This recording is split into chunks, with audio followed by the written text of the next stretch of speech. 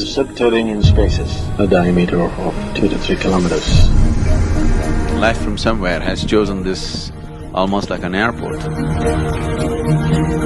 From feet up to navel, it's a fully developed male form, but on top of it, it's all translucent.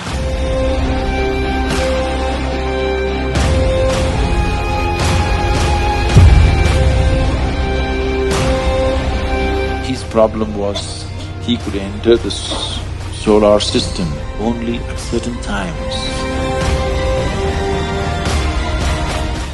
They want me minus my body. It would be nice one day to step in and see what the hell.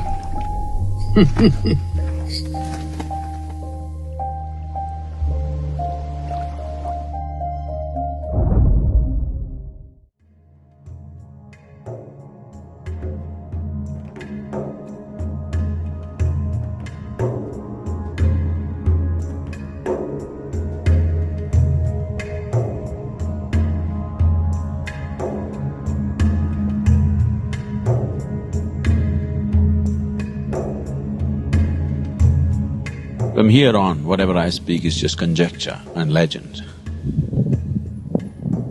We're not 100% sure of anything that I say from now on. We're just looking at it.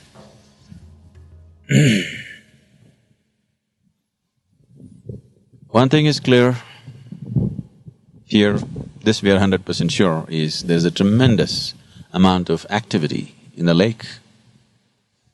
And this activity is… the nature of the activity is such that it has nothing to do with anything that we know as life on this planet. It's something totally different. It's life, but not the way we know it.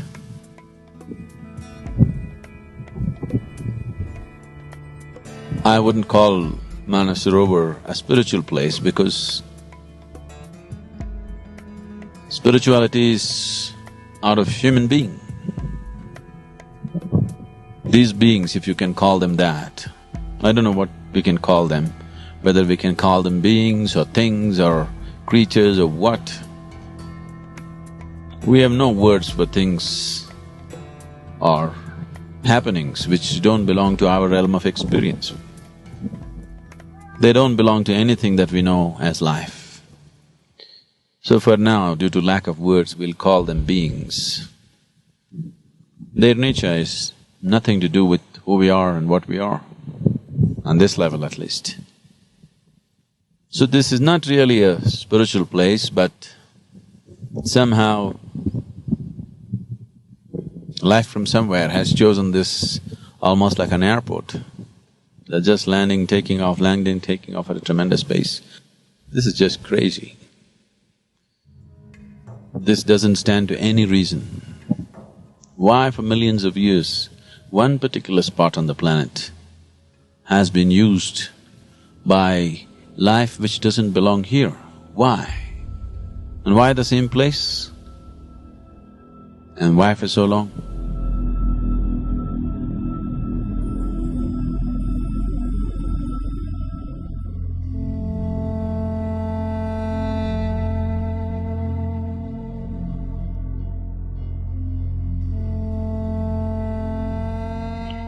Why Kailash has always been considered as the abode of many great beings is because many great beings chose to deposit their work, preserve their work in Kailash. Starting from Shiva himself, and the first of the Tirthankars, and two of greatest Buddhist teachers. All these people chose Kailash Parvat as a place to preserve their work. When I say preserving work,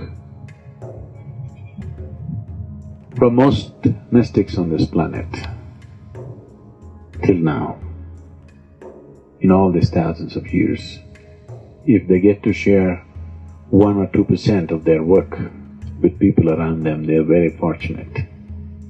Most of them don't even get to do that. So they always chose to deposit in some space which is not too frequented by human beings. At the same time, it's accessible for those who wish to go. So Kailash is such a place. It is not totally inaccessible, but it's hard enough to discourage a lot of people. There are many places like that. But in terms of the volume and the variety that's been deposited in Kailash, it is the place. So this is why it is known as the abode of Shiva, not because if you dig in the rock somewhere you will find him, because everything that he knew has been deposited there in a certain energy form.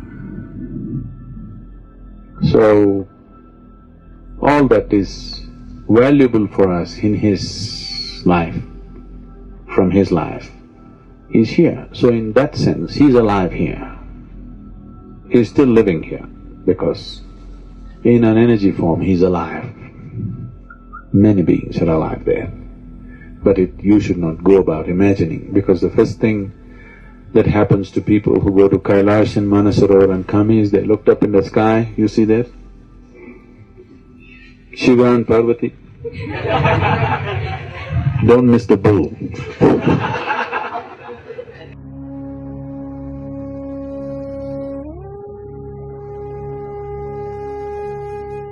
So Manasarovar is significant because it is culturally significant, because whenever Shiva is a bit of a vagabond householder, he goes away.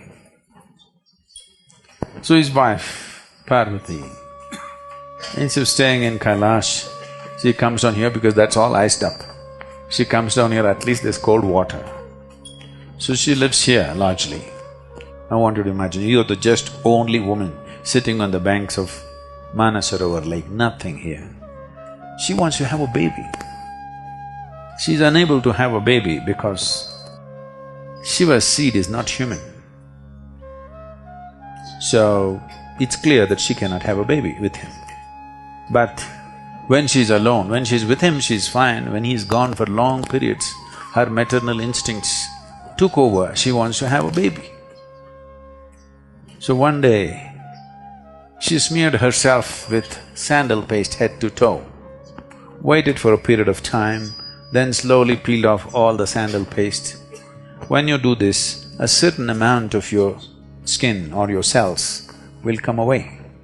Making use of this, using her tantric power, she made the shape of a baby and breathed life into it. A nice little boy came, and she was very happy in the company of this boy, and he grew up, just the two of them, nobody. And Parvati wants to have bath. So she set up a small barrier and asked the boy to watch out, that nobody comes this way. So the boy took this duty as he's very proud to guard his mother. He's in that state. And Shiva and his friends landed up. So he wants to see his wife, he's coming that way. And the boy stopped him and questioned him, "Who are you?" Shiva thought, "Oh, you're asking me, who are you?" With a flick of his sword, he took off the boy's head and went to see Parvati. Very happy to see his wife after 12 years. But the wife saw blood on his sword and she screamed. And he got the works. Then he doesn't know what to do. He thought after 12 years he'll get a great welcome.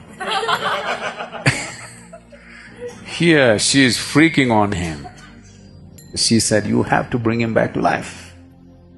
So he looked around and the leader of the Ganas, he asked him, "What?" He said, "Okay."